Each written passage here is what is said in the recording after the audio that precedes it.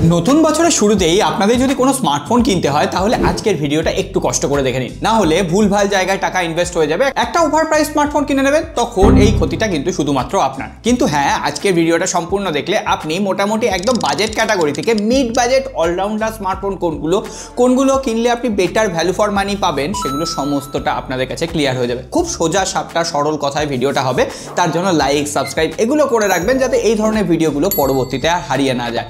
তাহলে আপনাদের যাদের মোটামুটি 10,000 রুপির নিচে বাজেট রয়েছে আর মোটামুটি 12 থেকে 15,000 টাকার মধ্যে যে স্মার্টফোনগুলোকে রেকমেন্ড করা যায় সেগুলো নিয়ে আগে কথা বলবো। প্রথমেই বলে দিই, আমি এখানে কিন্তু স্পেসিফিকেশনের উপর জোর দেবো না, জাস্ট মডেল নাম্বারগুলো বলে দেবো। স্পেসিফিকেশন তো আপনি অনলাইনে সার্চ করলেই পেয়ে যাবেন। এমনকি কারেন্ট প্রাইস কত রয়েছে, ক্রেডিট কার্ড ডেবিট কার্ডের এই সমস্ত ভ্যালু যেগুলো রয়েছে, অফারগুলো অবশ্যই নেওয়ার চেষ্টা করবেন। আপনার বাজেট যদি 7,000 রুপি হয়, বাংলাদেশেও এই স্মার্টফোনটা বেশ value for money. Moto zero G5 কিন্তু সব থেকে সেরা অপশন। এখানে 6.67 ইঞ্চির একটা HD+ ডিসপ্লে রয়েছে, এটা পাঞ্চল ডিসপ্লে। এর পাশাপাশি এখানে 50 মেগাপিক্সেলের রেয়ার ক্যামেরা রয়েছে, 5200 mAh এর ব্যাটারি, এছাড়াও Helio G81 প্রসেসর। মোটামুটি এটা একটা 4G স্মার্টফোন, যদিও এখানে ভালো বেশ পারফরমেন্স প্রোভাইড করছে।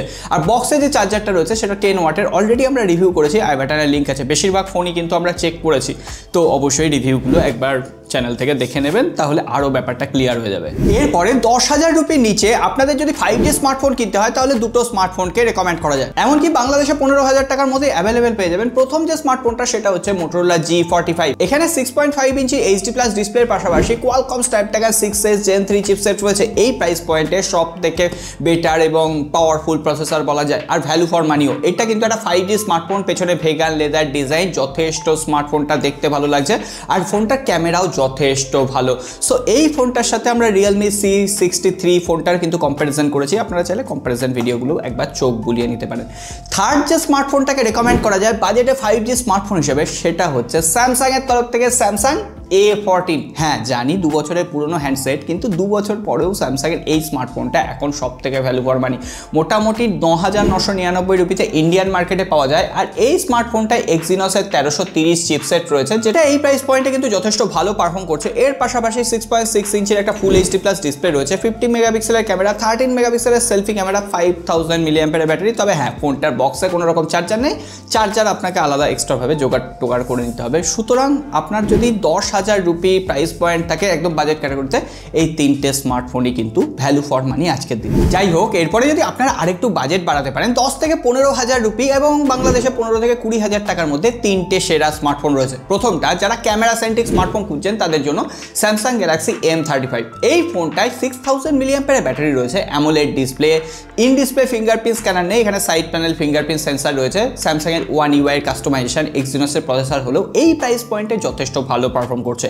মোটামুটি যারা লং ব্যাটারি এবং ক্যামেরার জন্য স্মার্টফোন চাইছেন, ডিসপ্লে এবং মাল্টিমিডিয়া এক্সপিরিয়েন্সও যথেষ্ট ভালো, তারা M35কে কিন্তু একটু প্রায়োরিটি দিতে পারেন। নেক্সট, এই সেগমেন্টে আপনারা যারা সব থেকে পাওয়ারফুল এবং গেমিং সেন্ট্রিক স্মার্টফোন খুঁজছেন তাদের জন্য CMA Phone 1 সব থেকে সেরা চয়েস। এটা সফটওয়্যার এক্সপিরিয়েন্সও যথেষ্ট ভালো, তার সঙ্গে সঙ্গে ফাঙ্কি লুক এই স্মার্টফোনটাকে একটা আলাদা জায়গায় রেখেছে।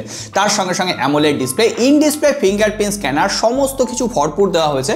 এছাড়াও মিডিয়াটেকের Dimensity 7300 চিপসেট দিয়ে এই স্মার্টফোনটা মাঝে মাঝে 13,000 রুপিতেও পাওয়া যায়। সব থেকে সেরা ভ্যালু ফর মানি। শুধুমাত্র ক্যামেরাটা একটু একেবারে খারাপ সেটা বলছি না, তো ক্যামেরা যদি একটু কম্প্রোমাইজ করা যায়, বেটার অপশন এটা M35 এর থেকেও। এরপরে আরেকটা স্মার্টফোনকে এই প্রাইস সেগমেন্টে রেকমেন্ড করা যায়, Realme P1। এই স্মার্টফোনটার সাথে আমরা বিভিন্ন ধরনের কম্পারিজন করেছিলাম, এমনকি ফুল রিভিউ আপলোড করেছিলাম, আপনারা চাইলে একবার দেখে নিতে পারেন। প্রথমত এই ফোনটা রেকমেন্ড করার কারণ হচ্ছে এখানে 120 হার্টজের অ্যামোলেড ডিসপ্লে রয়েছে, পাশাপাশি এখানে যে ক্যামেরাটা দেওয়া হয়েছে সেটাও কিন্তু যথেষ্ট ভালো, 50 মেগাপিক্সেলের, 16 মেগাপিক্সেলের front camera, 5000 mAh battery, Dimensity 7050 processor. Overall একটা অলরাউন্ডার স্মার্টফোন। তবে হ্যাঁ, এই ফোনটার UI বা ইউজার ইন্টারফেস সেটাই হট অ্যাপস, হট গেমসের মতো অ্যাপ্লিকেশন রয়েছে, আপনারা চাইলে সেটাকে একদম অফ করে দিয়ে একদম ক্লিয়ার একটা ইন্টারফেস বা এক্সপিরিয়েন্স নিতে পারেন। এরপরে আপনাদের বাজেট যদি 20,000 রুপি বা বাংলাদেশে 25 থেকে 30,000 টাকার মধ্যে হয়, তাহলে তিনটে স্মার্টফোনকে চোখ বন্ধ করে রেকমেন্ড করা যায়। প্রথমটাই হচ্ছে camera centric smartphone Motorola Edge 50 Neo। এই স্মার্টফোনটা 25,000 রুপিতে লঞ্চ হয়েছিল, কিন্তু এখন এখন দাম কমে মোটামুটি 18,000-19,000 রুপিতেও পাওয়া যায়। বাংলাদেশে কত দাম আমার জানা নেই এক্স্যাক্টলি এখন, তো আপনারা যদি কেউ জানেন অবশ্যই কমেন্ট বক্সে হেল্প করে দেওয়ার জন্য লিখে দিতে পারেন। যাই হোক, এই ফোনটা বেছে নেওয়ার প্রথম কারণ হচ্ছে এই প্রাইস সেগমেন্টে সর্বপ্রথম মোটোরোলা এখানে টেলিফটো সেন্সর অফার করছে 10 মেগাপিক্সেলের, এর সঙ্গে সঙ্গে 13 মেগাপিক্সেলের একটা আল্ট্রা ওয়াইড অ্যাঙ্গেল লেন্স, 50 মেগাপিক্সেলের একটা প্রাইমারি সেন্সর, 32 মেগাপিক্সেলের সেলফি ক্যামেরা, মিডিয়াটেকের Dimensity 7300 প্রসেসর রয়েছে, বেশ পাওয়ারফুল প্রসেসর। আর এই ফোনটা কিন্তু কম্প্যাক্ট সাইজের স্মার্টফোন। তবে এত কিছুর পর এই স্মার্টফোনটার সবথেকে দুর্বল পয়েন্ট হচ্ছে 4000 মিলিঅ্যাম্পিয়ারের ব্যাটারি রয়েছে। মানে আপনি যদি হেভি ইউজার হন না, দিনে দুবার চার্জ করতে হবে। বাদ বাকি leather back panel design premium দেখতে লাগছে। এরপরে সেকেন্ডলি যে স্মার্টফোনটাকে রেকমেন্ড করা যায়, আপনারা যারা কার্ভ অ্যামোলেড প্যানেল চাইছেন একটু বড় সাইজের স্মার্টফোন, তাদের জন্য IQ Z9 স্মার্টফোনটা একদম বেটার অপশন। এখানেও মিডিয়াটেকের Dimensity 7300 চিপসেট রয়েছে, পারফরমেন্স একই রকম পাওয়া যাবে। এর পাশাপাশি এই স্মার্টফোনটাতে কিন্তু 5500 mAh এর ব্যাটারি রয়েছে, 50 মেগাপিক্সেলের ক্যামেরা রয়েছে। তো এটা লং ব্যাটারি যারা চাইছেন ফাস্ট চার্জিংয়ের সাথে, তাদের জন্য বেটার অপশন। কিন্তু হ্যাঁ, আমার ক্ষেত্রে মোটোরোলা Edge 15 কিছুটা এগিয়ে থাকছে। আর থার্ড যে স্মার্টফোনটাকে রেকমেন্ড করা যায় সেটা হচ্ছে Realme P2 Pro 5G। এই প্রাইস পয়েন্টে একমাত্র স্মার্টফোন যেখানে Qualcomm Snapdragon 7s Gen 2 processor রয়েছে। এছাড়াও এখানে 6.67 ইঞ্চির একটা কার্ভ অ্যামোলেড প্যানেল রয়েছে। পাশাপাশি এই স্মার্টফোনটাতেও কিন্তু 5000 mAh এর ব্যাটারি, 80 ওয়াটের fast charging technology, Sony Lytia sensor. মানে এই ফোনটা ক্যামেরাও কিন্তু যথেষ্ট অপটিমাইজ। আমি তো বলবো Realme 14 Pro বা 14 কিনে টাকা নষ্ট না করে 18 থেকে 19,000 রুপিতে Realme P2 Pro আজকের দিনে সব থেকে ভ্যালু ফর মানি, অন্তত Realme 14 সিরিজের থেকে। এরপরে যদি আপনারা প্রিমিয়াম মিড রেঞ্জের স্মার্টফোন কিনতে চান, 25,000 রুপি আপনাদের বাজেট হয় আর বাংলাদেশে 30 থেকে 32,000 টাকা, তাহলে প্রথম চয়েস থাকবে Poco F6। হ্যাঁ, এটা পারফরমেন্স সেন্ট্রিক একটা স্মার্টফোন। হ্যাঁ, ক্যামেরার দিক থেকে একটু উইক, তাদের জন্য বলবো আপনাদের জন্য Motorola Edge 15 স্মার্টফোনটাই ঠিক আছে, এতটা প্রাইস পয়েন্ট বাড়ানোর দরকার নেই। Poco F6 যারা গেমিং সেন্ট্রিক স্মার্টফোন খুঁজছেন, Qualcomm Snapdragon 8s Gen 3 processor দিয়ে সবথেকে বেটার অপশন। 50 মেগাপিক্সেলের ক্যামেরা রয়েছে, 8 মেগাপিক্সেলের আল্ট্রা ওয়াইড অ্যাঙ্গেল লেন্স, 20 মেগাপিক্সেলের ফ্রন্ট ক্যামেরাও রয়েছে। আর এখানে 6.67 ইঞ্চির অ্যামোলেড ডিসপ্লে, ফ্ল্যাট ডিসপ্লে, বেজেল আর চিন একেবারে নেই বললেই চলে, মাল্টিমিডিয়া এক্সপিরিয়েন্সও যথেষ্ট ভালো। সো এই ফোনটাকে আপনারা প্রায়োরিটি দিতে পারেন। সেকেন্ড যে স্মার্টফোনটা রয়েছে সেটা হচ্ছে রিয়েলমির পক্ষ থেকে Realme GT60।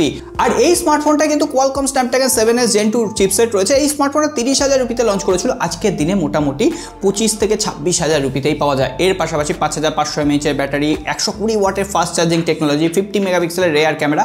সো আমি তো ভাবছি Realme 14 Pro কেন কিনবে, Realme GT60 সব থেকে ভ্যালু ফর মানি আজকের দিনে দাঁড়িয়ে। আর যারা আপনারা এই প্রাইস সেগমেন্টে একটু ক্যামেরা, একটু পারফরমেন্স বেটার চাইছেন, তাদের জন্য আরেকটা অপশন রয়েছে OnePlus Nord CE4।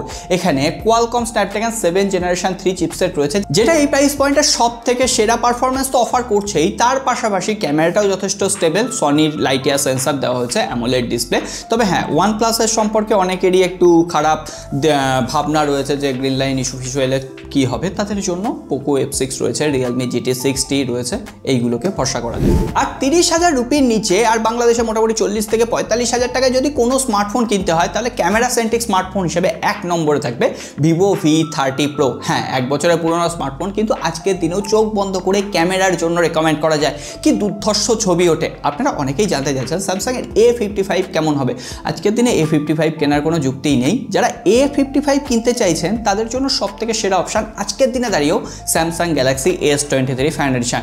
কিন্তু হ্যাঁ, 6 মাস যদি আপনি ওয়েট করতে পারেন, তাহলে S24 ফাইন এডিশন ওই 30,000 রুপির প্রাইস পয়েন্টে পাওয়া যাবে, তখন S24 ফাইন এডিশন। কিন্তু আজকের দিনে যদি ক্যামেরা সেন্ট্রিক স্মার্টফোন নিতে হয়, তাহলে Vivo V30 Pro না হলে S23 ফাইন এডিশন। পাশাপাশি আপনারা যদি গেমিং সেন্ট্রিক স্মার্টফোন খোঁজেন এই প্রাইস পয়েন্টে, তাহলে দুটো স্মার্টফোনকে রেকমেন্ড করা যায়। একটা হচ্ছে IQ Neo 9 Pro। এই স্মার্টফোনটাকেও আমরা রিভিউ করেছিলাম। Qualcomm Snapdragon 8 Generation 3 চিপসেট রয়েছে, পেছনে বেগান লেদার ডিজাইন রয়েছে। ওভারঅল গেমিংয়ের জন্য একদম স্মুথ FPS প্রোভাইড করতে পারে। গেমারদের জন্য, মানে প্রফেশনাল গেমিং যদি করবেন বলে ভাবেন, IQ Neo 9 Pro better option. আর হ্যাঁ, IQ Neo 10 Pro already Chinese version available হয়ে গেছে, তো আমি বলবো ওটার থেকে Neo 9 Pro বেটার, কারণ হয় গ্লোবাল ভ্যারিয়েন্ট নিন না হলে ইন্ডিয়ান ভ্যারিয়েন্ট নিন। পাশাপাশি আরেকটা স্মার্টফোনকে রেকমেন্ড করা যায়, কার্ভ ডিসপ্লে রয়েছে, Vivo T3 Ultra। এই স্মার্টফোনটাও যথেষ্ট পাওয়ারফুল চিপসেট। বাকি স্পেসিফিকেশন নিয়ে কথা বলছি না, স্পেসিফিকেশন আপনাদের সামনে দিয়ে দিলাম। আপনারা যারা গেমিং সেন্ট্রিক স্মার্টফোন চাইছেন, পাওয়ারফুল স্মার্টফোন, Vivo স্মার্টফোন, তাদের জন্য Vivo T3 Ultra সব থেকে বেটার অপশন। আশা করি এতক্ষণে আমি বুঝিয়ে দিতে পেরেছি যে কোন প্রাইস সেগমেন্টে কোন স্মার্টফোনগুলো আজকের দিনে মানে 2025 সালে দাঁড়িয়ে কেনার মতো রয়েছে। আরেকটু যদি প্রাইস পয়েন্ট বাড়াতে পারেন, তাহলে সেক্ষেত্রে Vivo V40 Pro camera centric smartphone রয়েছে, OnePlus 13 আর রিসেন্টলি লঞ্চ করেছে, এই স্মার্টফোনগুলোকে কিন্তু রেকমেন্ড করা যায়। তার উপরে আর যাচ্ছি না, তারপরে iQ13 চোখ বন্ধ করে নেওয়া যায়, তারপরে OnePlus 13 এর মতো ডিভাইস রয়েছে, আর আগামীকাল লঞ্চ করতে চলেছে স্যামসাং এর S25 সিরিজ। তো কতজন এক্সাইটেড সেটাও কমেন্ট বক্সে লিখে জানাবেন। আজকে আর কথা বাড়াচ্ছি না, সকলে ভালো থাকবেন, সুস্থ থাকবেন, আর এই ভিডিওগুলো যাতে হারিয়ে না যায় আপনার টেক লাভার বন্ধুদের সাথে শেয়ার করার পাশাপাশি একটু সাবস্ক্রাইব আর নোটিফিকেশন বেলটা প্রেস করে রাখবেন। দেখা হবে আগামী